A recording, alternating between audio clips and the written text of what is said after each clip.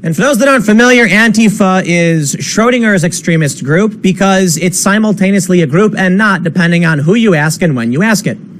When it comes to Trump calling out Antifa, saying they're a terrorist organization, then you'll see all the media say, but Antifa's not really a group. It's a loose set of ideologies. Then, when someone claims that people were associated with Antifa involved in the rioting across the country, the media says, there's no evidence any of these people are associated with Antifa. So which is it? Is it a group?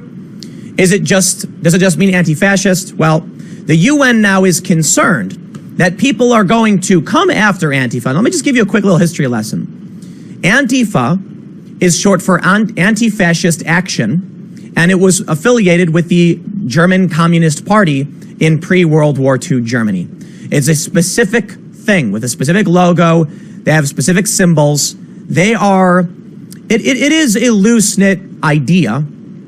Antifa typically refers to various groups that align with the ideology and the iconography, as it were, and they work with each other. There is no one parent Antifa, but each individual group acts as there's individual groups in cities, and they organize. They have financing, funding, and training. Let's read what the UN said. From the post-millennial, United Nations comes out in support of Antifa.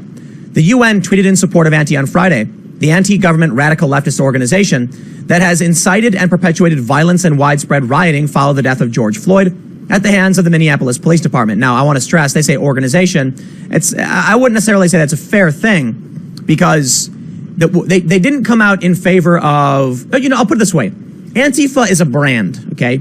And they have franchises. So if they come out so if you came out and said you love Burger King, we get what you mean. There's Burger Kings everywhere. But guess what? A lot of Burger Kings, franchise ownership. Locals run them. So you could argue, well, Burger King itself is not. Actually, a better example, I think, is Papa John. No, I'm sorry. Jimmy John's. I'm pretty sure Jimmy John's are all franchise locations. Like there's no big main corporate chain. You could then say, well, Jimmy John's isn't a real organization. And you're like, yeah, I get it, but there is a parent organization. It's not necessarily the same thing because the parent company does license and stuff like that. But typically, the way it will work with the political movement is you've got your local Antifa chapter, and you abide by certain ideologies for the most part, and you work with other groups. They say, the UN Geneva Twitter account tweets, UN human rights experts express profound concern over a recent statement by the U.S. Attorney General describing Antifa and other anti-fascist activists as domestic terrorists, saying it undermines the rights to freedom of expression and of peaceful assembly in the country. No, it doesn't, because no one's talking about Antifa in the context of peaceful assembly. We're talking about charging them with added penalties when they commit violent acts and break the law. So as I've explained it before, it's very simple. If you punch someone in the face, assault. If you punch someone in the face and your intent is to harm them based on a protected characteristic, hate crime. If you punch them in the face and your intent is to intimidate them into not voting for someone, terror, right? Now, we can argue about hate crimes and terror laws and how, we're criminalizing intent. I think that's fair, but that's the point. You can peacefully assemble. It's in the First Amendment. But if you assemble, then start destroying things and breaking the law, and your intent is to intimidate politically, well, then you're going to be charged. We'll see how these things play out. They say the UN refers to statements by U.S. Attorney General Bill Barr regarding Antifa. So, quote, we have some investigations underway, very focused investigations on certain individuals that relate to Antifa. But in the initial phase of identifying people and arresting them, they were arrested for crimes that don't require us to identify a particular group or don't necessitate that. They say Antifa is notorious for causing mayhem, destruction, blah, blah, blah. We get it. I want to highlight now the ideological battle as it stands today. Another thing that's going around is this from the Anti-Defamation League.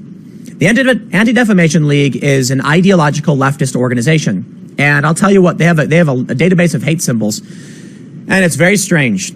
One of the symbols is anti-Antifa. Let me make something very clear. If you oppose Antifa, you could be one of any number of infinite political factions. They like to say that if you're anti-Antifa, then you are fa, because the antis cancel each other out and you are pro-fascist. That's absolutely not true. Fascists are authoritarians.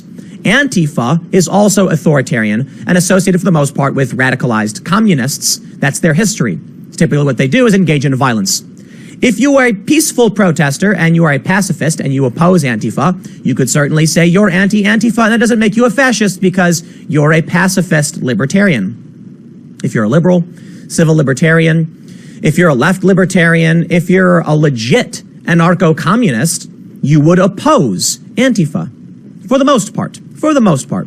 You see, the issue is that Antifa has been just the ideology employed by people who fly this banner is the use of violence. True anarchists, be it left or right, don't believe in using violence. And I know a lot of people don't get this. They say they call Antifa anarchists wrong. They say that there's no such thing as an anarchist left or libertarian socialism, also wrong. Let me break it down for you. You see, the thing is, right-wing anarchism, you know, ANCAPs, anarcho-capitalists, that can function at grand scale, but it tends to get a little wacky, you know, because you end up with Bitcoin assassinations and massive oligarchies and things like that, and monopolies. And, you know, paying for things, you need a little bit of regulation there, I'm sorry. But it can function at a large scale, it'll just be wacky. Left anarcho-communism doesn't work, period. I take that back. It doesn't work at large scale. It works in small hippy-dippy tribes. You may have seen it. 10 hippies living on a farm. Hey, that works. 10 hippies living on a farm are going to look at these guys and be like, that's messed up. I met a dude in Berkeley who was wearing communist gear. And I was surprised. And I'm like, what do you think of Antifa? And he says, what do you mean? And I was like, you know, they're going around and they're attacking people. And he goes, that's wrong. They shouldn't be doing that. And I was like, really? But you got the communist stuff. I mean, like, you know, and he was like, he explained, in his view, attacking somebody was exerting your authority over them, and that was a violation of what he believed in, that communism couldn't have violent systems like that. I thought it was hilarious because he's a rare breed, huh?